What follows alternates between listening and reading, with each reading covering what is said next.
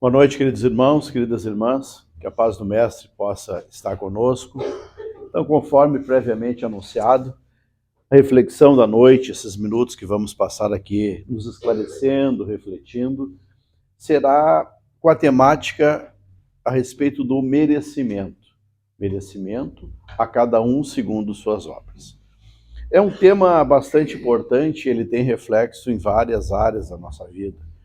A área da convivência familiar, a área profissional, a área da nossa convivência social e, por que não dizer, da nossa própria evolução como um todo. E já de início é importante se destacar a bondade divina. Bondade esta que vai se refletindo em oportunidades. Então, essa oportunidade de aqui nos reunirmos é uma oportunidade divina. A oportunidade da nossa encarnação, de nos encontrarmos vivos nessa experiência terrestre, é uma oportunidade. São expressões da bondade de Deus, esses momentos que a gente passa, que aqui nos é propiciado exatamente o que? A evolução. Então, a bondade de Deus se manifestando, nos dando a oportunidade de evoluirmos, a oportunidade de aprendermos, de convivermos com os nossos amores, de convivermos com os nossos desafetos, caso os tenhamos. Tudo isso são abençoadas oportunidades. Deus também é oportunidade, Deus é bondade e Deus também é justiça. Uma justiça muito ampla, uma justiça na qual não existem privilegiados. Não existe alguém em vantagem perante o outro. Não existe um povo perante um povo escolhido perante o outro. Ah, Renato, mas lá no Velho Testamento, Israel, era uma missão que aquele povo tinha naquele período. Assim como a França teve no momento da codificação do Espiritismo, assim como o Brasil tem hoje como um grande celeiro de divulgação do Evangelho, são oportunidades que Deus concede. Então não existe nem pessoas escolhidas, nem povos escolhidos. Deus trata a todos de igual forma, no sentido da oportunidade e também no sentido de dar de acordo com aquilo que existe o merecimento. Então isso é importante a gente destacar. E muitas vezes nas nossas observações, quando a gente age de forma inadvertida, com desconhecimento espiritual, a gente questiona determinadas situações. Por que uns têm tanto nessa existência e outros falta tudo? Porque uns têm saúde e a outros a saúde está em abundância. Aparentes desigualdades, as quais a espiritualidade maior vem nos esclarecer, nos dizendo que nesta encarnação, esses espíritos estão dessa forma, com uma finalidade. Então, aquele que está experienciando num corpo com limitações, ali existe uma finalidade para aquela encarnação. Aquele que está experienciando na riqueza, da mesma forma, esta riqueza ali se encontra nesta oportunidade como algo para ser usado nessa existência. Aquele que se encontra na pobreza, da mesma forma, uma experiência que lhe está sendo concedida. Por quê? Porque talvez a pobreza de hoje tenha lá no passado a riqueza, a abastança que não foi bem usada. E aí, então, a título de experiência, uma experiência em outro campo. Então, Deus é oportunidade. Tudo que existe tem a sua razão de ser. Muitas vezes, quando nós nos chocamos com a criminalidade, mas não só com a criminalidade na sua brutalidade, mas também a própria corrupção, que tantos danos traz, né, à convivência social, a gente se pergunta, puxa vida, mas a justiça parece que não existe, a justiça é cega. Na verdade, a justiça dos homens, ela tem as suas imperfeições, porém a justiça divina, esta não, esta é perfeita. Então, cada um vai ter que responder por aquilo que fez, de bom ou de mal. Cada um vai experienciar as construções que fez, no campo do bem ou no campo do mal. Não percamos tempo em julgamentos ou até mesmo, muitas vezes, questionando a sabedoria divina, a bondade de Deus e todas essas coisas com essas interrogativas. Ah, mas por que Deus não pune o fulano? Por que fulano desencarnou e tem tanta gente ruim aí que está viva? Se assim é porque há uma razão de ser. Aquele que desencarnou, retornou à pátria espiritual, é porque era o momento dele. Aquele que ainda aqui está, também é o momento dele de aqui estar. Quem sabe para a sua transformação. Então não compete a nós, irmãos, fechando esse ponto da reflexão, não compete a nós ficar julgando muitas vezes aquilo que acontece. E aí entra uma lição do Evangelho, que eu não vou dizer o capítulo porque não vou lembrar, que nos fala a respeito da severidade dos julgamentos.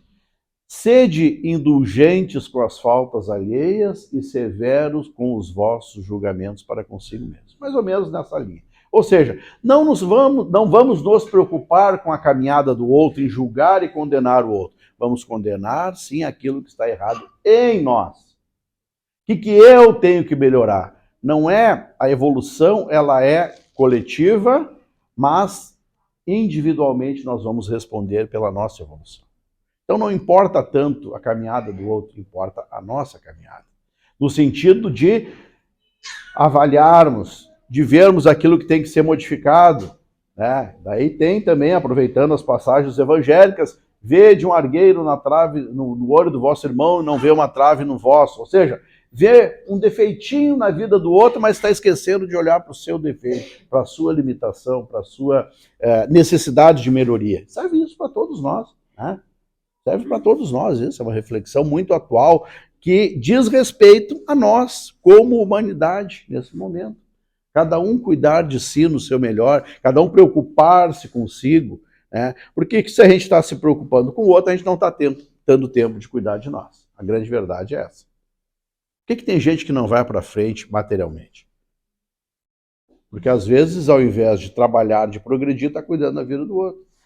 Por que tem gente que não progride nas empresas? Porque ao invés de trabalhar, fazer o seu melhor, está cuidando da vida do outro, está fofocando, está fazendo tumulto. E aí a coisa não avança.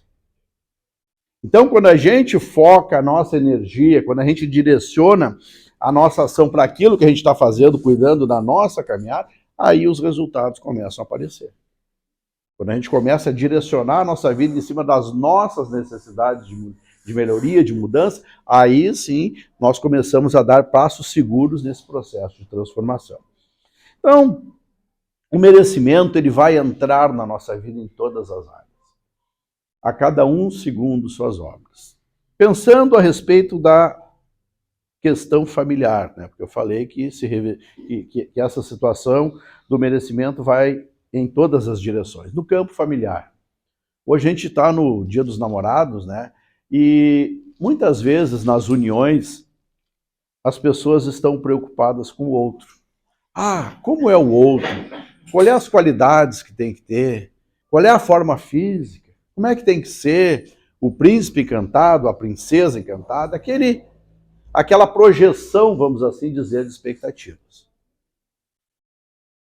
E aí se pergunta, e eu? O que eu estou disposto a dar nesta relação? O que eu estou disposto a contribuir? O que eu estou disposto a abrir mão? O que eu estou disposto a mudar na minha vida? Sempre que viver a dois também envolve mudanças. Viver a 3 ou mais numa família com filhos, sejam eles naturais ou que vieram de outro relacionamento, também envolve abrir mão. Também envolve mudar rotina. E às vezes as pessoas querem aquela relação perfeita, querem a paz no seu lar, querem tantas coisas. E aí vem a pergunta, o que a gente está disposto a dar? Irmãos, eu estou sendo muito direto, claro, eu tenho só 30 minutos para falar disso, eu não posso ficar fazendo floreio. E a grande verdade é essa. A gente quer receber, mas a gente também tem que entender o que a gente quer dar. Até onde vai o nosso limite? Às vezes a gente está exigindo tanto, mas a nossa contrapartida é pequena. Ah, eu quero ir para esse emprego, mas eu quero iniciar ganhando X. Mas daqui a pouco a tua formação, a tua qualificação não possibilita isso. E a pessoa está querendo mais do que realmente está merecendo. Né? Então já falamos da questão familiar, que é muito comum isso, que é muito importante essa questão do dar, do fazer a sua parte, de fazer o seu esforço, de dar a sua contribuição. E a nós espíritas, espiritualistas e universalistas, ainda mais, porque nós temos conhecimento. Mesmo que esse conhecimento não seja um conhecimento profundo, mas é um conhecimento que permite a nós entender que muitas vezes a outra parte ainda não está preparada para aquela mudança. Que muitas vezes é nós que vamos ter que tomar a iniciativa do perdão, é nós que vamos ter que tomar a iniciativa de um incentivo, de uma corrigenda, de buscar um auxílio. Então, quando nós temos esse conhecimento, não é um conhecimento para ele ser colocado em prática.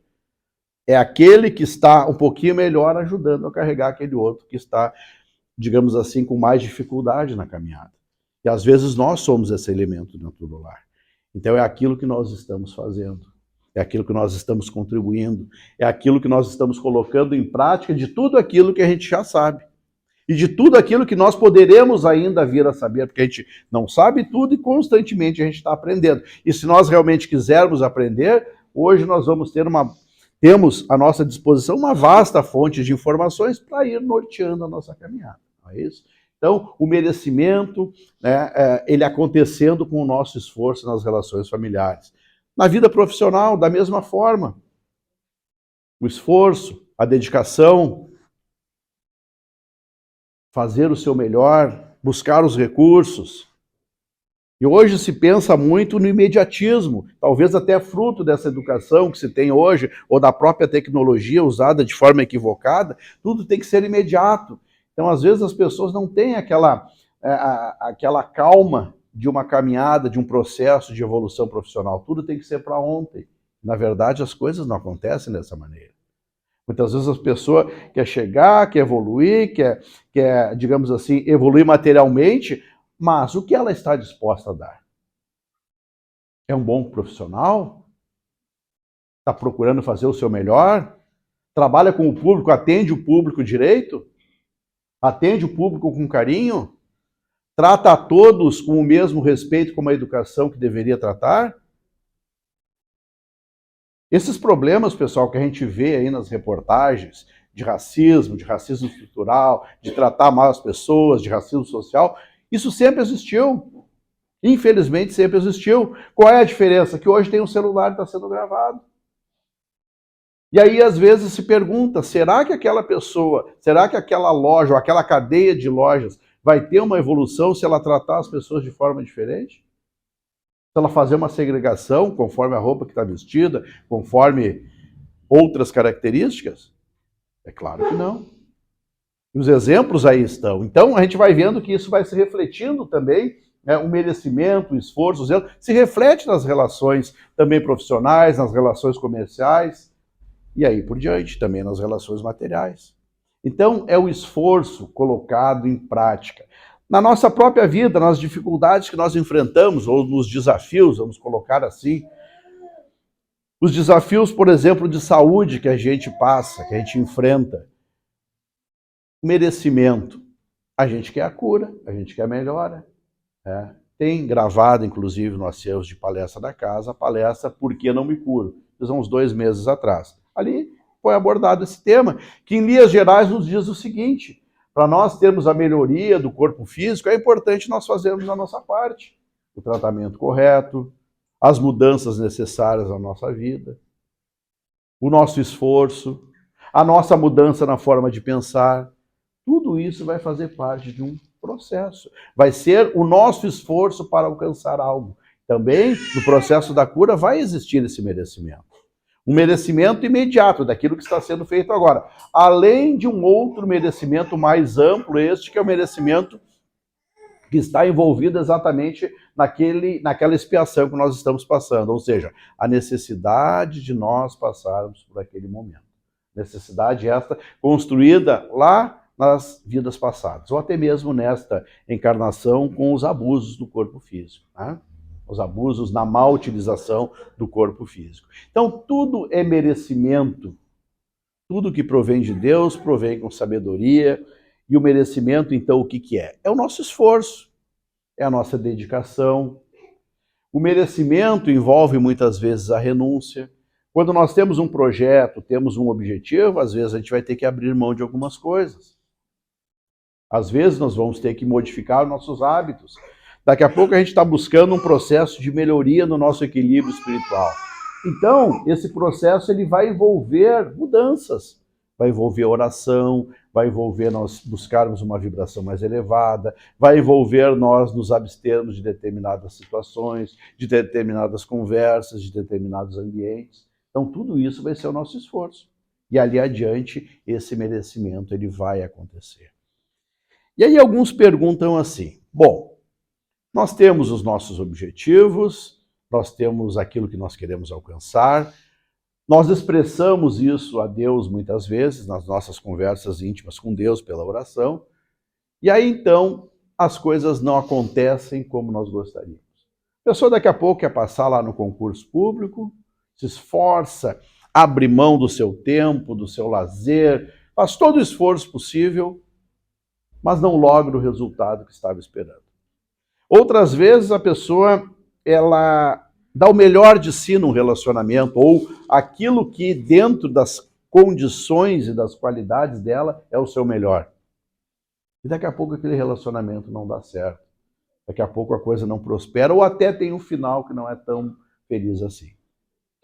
E aí a gente pergunta, tá, Renato, mas tu veio falar de merecimento e tu tá falando, tu está usando o exemplo de pessoas que fazem o seu melhor, que dão o seu melhor e que as coisas não acontecem. Exatamente. Porque isso, também a espiritualidade maior nos esclarece. Vejamos, por que muitas vezes não alcançamos aquilo que nós buscamos? Talvez a gente não tenha merecimento, mas no caso que eu estou dizendo, a gente fez por merecer, porque se esforçou. Então essa hipótese ela já deixa de lado. Vamos para o outro ponto. Aquilo que nós estamos buscando não é o melhor para nós ou não é, digamos, aquilo que estava programado na nossa encarnação. Então a pessoa ela vai buscar, vai procurar, mas não era aquilo não é para a programação dela. Ela está buscando, está se esforçando, mas não é para aquela encarnação, ela não vai ser médico. Por quê? Porque lá no passado ela teve a oportunidade, não usou bem e não está ainda no momento dela ter essa nova oportunidade. Um exemplo. E as pessoas não alcançam. Na área profissional acontece isso, nas áreas dos relacionamentos também. Então, não é aquilo que está sendo buscado, não é o melhor. Deus tem um outro plano para aquela pessoa. Tá, Renato, mas como é que eu vou saber qual é o plano que Deus tem para mim? O plano de Deus ele vai se manifestando na nossa vida. Ele vai se orientando, ele vai aparecendo, vamos assim dizer. E quando a gente conversa com Deus com mais intimidade, nós naturalmente vamos estar tomando ou vamos estar nos aproximando mais de entender esse plano.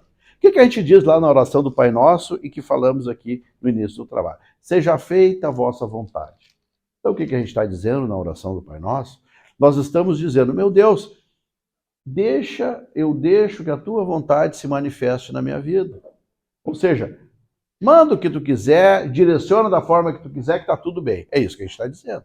Seja feita a vossa vontade. É a vontade de Deus. E neste seja feita a vossa vontade, Deus tem o melhor para nós nesta existência. Então, naturalmente, os caminhos vão se ajustando. Ah, mas aquela pessoa que eu amava não está mais comigo, e tá, toda aquela desilusão amorosa. Talvez aquela pessoa não era um momento encarnatório dela estar contigo. Não era o melhor para ti. Quantas vezes a gente acha que uma coisa é uma perda e, na verdade, é um livramento? Usando uma palavra que os nossos irmãos evangélicos usam com muita sabedoria. Ah, perdi tal coisa, perdi o ônibus, perdi o avião. Mas, na verdade, pela providência divina, nós fomos livrados de algo maior ali adiante. Então, naquele momento, a gente não sabe se foi uma perda ou se foi um livramento. Por via das dúvidas, vamos exercer a gratidão. Bom Deus, que seja feita a vossa vontade e que eu possa seguir com sabedoria. Entregar um pouco as coisas na mão de Deus. Às vezes a gente quer controlar tanto a nossa vida, irmãos. A gente quer fazer as coisas de forma tão perfeita, tão da nossa cabeça, que a gente acaba se perdendo muitas vezes. Às vezes é necessário a gente deixar as coisas fluírem um pouco mais, deixar os acontecimentos da vida ir norteando. Quantas vezes as respostas estão na nossa frente e a gente não enxerga? Quantas vezes as informações estão na nossa frente e a gente não enxerga? Quantas vezes os equívocos estão aparecendo e a gente não enxerga? gente não enxerga porque não quer enxergar ou não está vendo. Na maioria das vezes porque não quer enxergar. Então, quando a gente começa a observar, quando a gente começa a estar em conexão com Deus, quando a gente começa a aprimorar a nossa sensibilidade, quando a gente começa a avaliar os acontecimentos da nossa vida, naturalmente a gente vai começando a ver as respostas de Deus se manifestando na nossa vida, direcionando a nossa vida. E aí então a nossa vida ela vai seguindo com mais sabedoria. A nossa intuição ela vai ficando mais afinada. Então, intuição não é só coisa de médium, não é só uma faculdade mediúnica. Ela é uma faculdade que diz respeito a nós também, espíritos encarnados. A intuição materna, a intuição paterna, aquela intuição de que tem alguma coisa errada, tem coisa no ar. E quando a gente acha que tem coisa no ar mesmo. Ou seja, tem alguma coisa que está fora daquela ordem natural que a gente está pressentindo algo. Claro que se às vezes a gente se fecha para essa intuição, naturalmente ela vai ficando adormecida. Se a gente procura utilizar-se dela de forma construtiva, naturalmente ela vai se desenvolvendo. Então as respostas, muitas vezes, das nossas orações já estão aí. Elas já estão se manifestando. Então é a bondade de Deus também se manifestando na nossa vida. E aí as coisas, voltando ao norte central da nossa exposição, não acontecem exatamente por não termos o merecimento, por não ser o melhor para nós. E o terceiro ponto, por não ser ainda o tempo das coisas. Não é o tempo de acontecer. Então nós vamos pegar a natureza, uma árvore. Ela vai ter o tempo de colocar a flor, de vir o fruto, de cair as folhas, tudo isso aí vai ter no seu tempo, no tempo da natureza. Com exceção se uma árvore estiver morrendo, porque se uma árvore estiver em perigo de existência, o que vai acontecer? A natureza, por manifestação da sabedoria divina, esta árvore, o que ela vai fazer? Pode ser no inverno, pode ser na estação que for. Se a árvore estiver em perigo de sobrevivência, ela vai florescer. Para quê? Para que as flores dela, para que a semente dela possa dar continuidade à espécie. Então, fora isso, tudo vai se cumprir no tempo normal. E a gente pegando, então, a natureza e observando, também para a nossa vida, por que não? O tempo das coisas. Quantas vezes as pessoas vêm assim para nós no trabalho e dizem, olha, isso aqui tu tem que fazer que é para ontem. E aí o que eu dizia, no tempo que eu trabalhava com pessoas? Então tá, tu traz aqui anteontem. Se era para ontem, tem que trazer anteontem, né? Para dar certo os tempos. Não, mas isso é para agora, então tá. Não, é para agora, então vai vir agora e vai ficar pronto depois. Ah, Renato, mas tu é deseducado, né? Tu é desaforado, sim. Vou dizer o quê?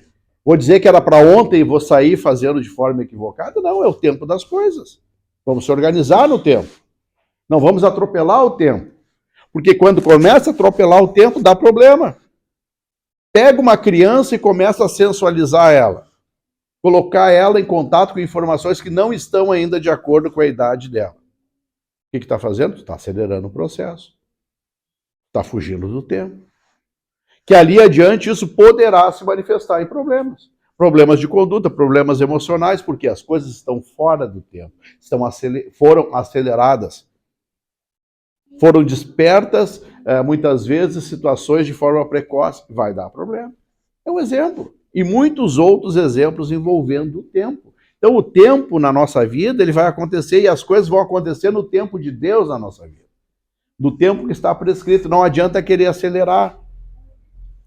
E aí, às vezes, a gente fica preocupado, a gente fica angustiado em alcançar aquilo que ainda não chegou o tempo. Talvez não tenha chegado o tempo da cura, talvez não tenha chegado ainda o tempo da gente adquirir o nosso bem, a nossa casa própria, o carro, enfim, o que a pessoa achar por meta.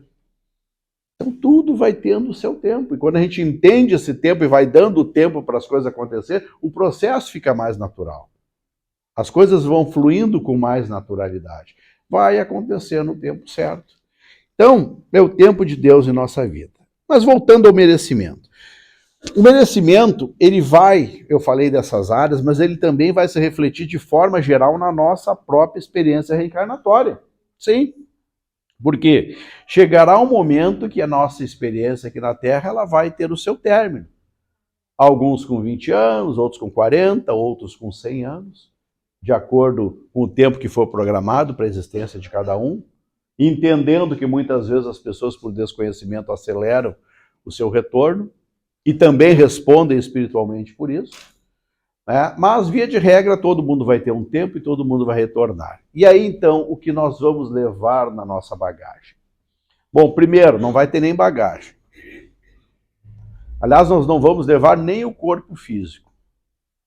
E por que eu falo isso, uma coisa tão óbvia? É uma coisa óbvia, mas as pessoas às vezes parece que vivem como se isso fosse diferente. O meu corpo, a vaidade, todas aquelas questões que envolvem, muitas vezes, o exagero na busca pela aparência, na busca pela beleza, ou no achar-se com a beleza, enfim. E aí, então, muitas vezes surpresas quando do retorno à pátria espiritual. Mesmo porque todos nós temos dentro desse tempo que nos é concedido o processo do envelhecimento, o processo da própria limitação do corpo físico. Tudo isso é um processo, tem a sua razão de ser e ali está a sabedoria divina. Então, em algum momento, nós vamos retornar para a pátria espiritual. E responderemos, então, à nossa consciência, em primeiro lugar, e a Deus, a respeito da nossa existência. O que a gente fez aqui nesse plano? O que nós construímos aqui? Aonde nós avançamos? O que nós deixamos de bom? Qual foi a nossa história? Qual foi a nossa contribuição? Tudo isso são perguntas. Perguntas que nós não vamos ter que responder para ninguém, nós vamos ter que responder para nós em primeiro lugar. Porque chegará um momento depois do nosso retorno à pátria espiritual, depois do nosso desencarne, chegará o momento desta avaliação. Para alguns demora mais, para outros demora menos, mas chega esse momento que a gente avalia como foi a existência. E as surpresas muitas vezes são grandes, quando a encarnação não foi bem aproveitada, quando as buscas não foram as buscas corretas, quando a utilização daquilo que Deus concedeu não foi bem utilizado. Sim, voltando lá no início da nossa conversa, a nossa evolução ela é individual. Então, cada um vai responder sobre aquilo que realizou dentro daquilo que era a sua proposta reencarnatória e dentro daquilo que possuía. Então, a quem mais é dado, mais é cobrado. Então, nós que temos um determinado nível de conhecimento, de consciência, a exigência de uma conduta mais aprimorada, com mais retidão, ela é muito maior do que aquele que desconhece as leis divinas.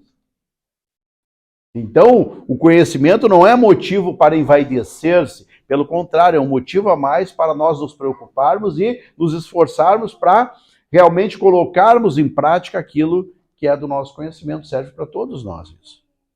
Estudantes, frequentadores, aqueles que estão buscando uma melhoria, serve para todos nós. Então aí vem o merecimento, ou seja, vem a nossa bagagem, melhor dizendo, o que nós construímos na existência. O que a gente aprimorou, o que a gente fez de bom, como é que a gente agiu com as pessoas que estavam conosco. Enfim, são perguntas que nós vamos responder. E aí, então, quando nós lembramos disso, se nós conseguirmos ter a consciência diária, já nos encaminhando para o final do trabalho, se nós entendermos que vai chegar o momento de nós prestarmos contas a nós e a Deus, dessa existência, a gente vai começar a aproveitar mais ela. Mas não aproveitar no sentido de viver loucamente. Vamos aproveitar a vida. E aí vem uma série de questões materiais, excessos, exageros e assim por diante. Não é nesse sentido. O aproveitar a vida aqui é justamente na dimensão espiritual do termo. Ou seja, entendendo esta vida como uma passagem, como uma oportunidade, como um campo de trabalho, como um campo de realizações, de transformação, de mudança. É isso que é a nossa existência. E aí as pessoas se questionam assim, Renato, mas a minha vida até agora ela não foi legal. Eu não aproveitei as oportunidades, aí pode ter uma série de coisas. E vejamos, irmãos, que Deus é bondade. E Ele nos concede a cada dia, já falei isso tantas vezes e não me canso de falar, Deus nos concede a cada dia uma nova oportunidade. Amanhecer o dia é uma oportunidade da gente ser feliz, da gente buscar a felicidade, da gente buscar a alegria, da gente buscar motivos para viver. motivos para irmos em busca da cura, da melhoria, motivos para expressar o nosso amor, seja por uma pessoa, por um animal, seja para a humanidade inteira. Então, cada novo dia é uma oportunidade. Ficou para trás o dia, não dá mais para fazer, terminou. O passado não dá mais para nós mexer. Agora, o presente, sim. O presente, a própria expressão do verbo é muito clara. É como se fosse um presente de Deus. E, na verdade, é o presente, o tempo para nós realizarmos. Irmãos, não vamos deixar para amanhã o que dá para fazer hoje. O que precisa ser iniciado hoje. O pedido de perdão, a mudança de hábitos, a mudança de vida. A doutrina espírita, a doutrina espiritualista e toda a espiritualidade maior, ela não diz como deve ser a nossa vida. Ela não nos proíbe de nada, mas ela nos dá o conhecimento, nos dá a informação para nós tomarmos as melhores decisões. E aí, então, quando a gente toma as melhores decisões, naturalmente, a nossa caminhada vai sendo diferente. Nós vamos começando a mudar as nossas atitudes. Nós vamos começando construções do bem. E sempre lembrando, toda construção no bem é uma construção desinteressada, é fazer o bem pelo bem, é fazer o bem pelo simples prazer de fazer o bem com o máximo de esquecimento possível. Fez uma doação, fez uma boa ação, esquece, apaga isso. Não precisa levar isso contigo. Segue adiante. De forma discreta, de forma serena, de forma que quem esteja recebendo aquele auxílio receba isso de forma natural, sem sentir-se humilhado. Isso é fazer a caridade. E isso a gente pode fazer todos os dias. A caridade material, a caridade muitas vezes envolvendo sentimentos e, sobretudo, uma das caridades mais difíceis que tem, que é justamente exercitarmos a paciência, desenvolvermos o perdão para com aqueles que nos são difíceis na convivência. É lá no lar, muitas vezes, é lá com aqueles que nós amamos, com aqueles que caminham conjuntamente com nós, que nós vamos fazer muitas vezes as maiores caridades, ou seja, aquele esforço para bem conviver, aquele esforço por entender, aquele esforço por orientar, aquele esforço por estender a mão no momento difícil. É ali que nós vamos começar. A caridade, ela começa por aqueles que estão mais perto. Ah, eu não posso ajudar o pessoal que está necessitado em outro planeta, em outro país? Pode. Mas aqui perto também tem necessidade, então a gente vai buscar a necessidade que está mais próxima. Quando Jesus foi questionado, quem é meu próximo? O próximo é quem está mais próximo. Ah, eu gostaria de ganhar não sei qual é a coisa que está agora, na Mega Sena de... Como é que chama? De São João. Ah, queria ganhar na Mega Sena de São João, porque eu ia fazer um orfanato com um asilo, com isso, com aquilo. Beleza. Tá, mas enquanto tu não ganha na Mega Sena, faz assim, ó, vai fazendo pequenas coisas. Vai fazendo um bolinho, leva ali em tal lugar, vai fazendo uma outra atividade pequena, com recurso que tu tem no bolso. Porque Deus não vai cobrar se tu usou bem a Mega Sena, se tu não ganhou a Mega Sena. Agora vai cobrar aquilo que a gente tem. Então, vamos deixar, às vezes, de lado aqueles planos mirabolantes, vamos fazer aquilo que é mais fácil, que está ali pertinho. Simplicidade. Como é que Jesus trabalhava? Qual era a didática que Jesus utilizava? Simplicidade, em primeiro lugar. A forma simples, as coisas com amor, com exemplo, de forma simples. Então, a gente pode começar assim. E depois que a gente começa, irmãos, tudo vai sendo acrescentado. Quando a gente se propõe a fazer alguma coisa, quando a gente faz por merecer a ajuda divina, naturalmente nós sempre vamos estar acompanhados espiritualmente para a realização de pequenas, mas sobretudo no futuro de grandes obras. Tudo começa pequeno, tudo começa pelo simples, mas o bem, ele é uma plantação em abundância. E a gente não sabe o tamanho dessa plantação. A gente não sabe o que a gente pode realmente construir. Porque isso é algo que nós desconhecemos. Então, quando a gente começa a fazer, a gente vai vendo que a gente pode fazer muito. A gente vai começando a entender as nossas potencialidades, a gente vai achando aonde a gente pode ser útil e assim por diante. Vamos aproveitando a encarnação. Então, tudo é merecimento. A cada um segundo suas obras. Felizes de nós que temos a oportunidade de estar nesse plano reencarnatório, que possamos agir com muita sabedoria, aproveitando as oportunidades que se apresentam. Finalizando, desejando a todos os irmãos e as irmãs que possamos ter êxito no nosso tratamento espiritual, alcançando aqui hoje, nessa noite, tudo aquilo que nós viemos em busca. Muita paz a todos nós.